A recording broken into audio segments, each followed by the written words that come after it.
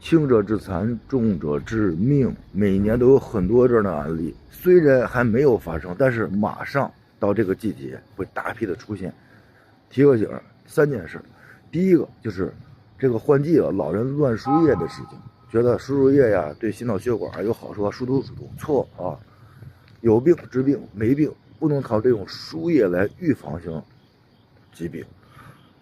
它好处没有，坏处呢，一个是可能会造成这种过敏，有的液呢，可能老人以前没输过一些药，会造成过敏。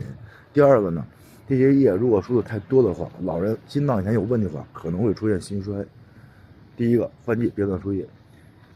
第二个，天凉了，如果老人出现这种上呼吸道感染、咳嗽，哎呀，特别是既往心肺功能不好的老人，这个时候呢，赶紧去医院，别拖，因为呢，有可能一个上呼吸道感染会导致心衰或者呼衰的出现，会危及生命的。每年这样的案例有很多，别拖。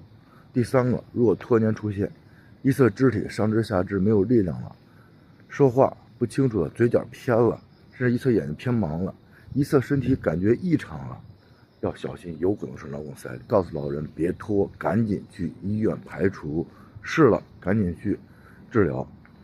如果拖了时间长了，可能会导致我们所说的半身不遂。所以这3件事情呢，我们给老人提个醒，家里边的老人一定要避免这样的情况出现。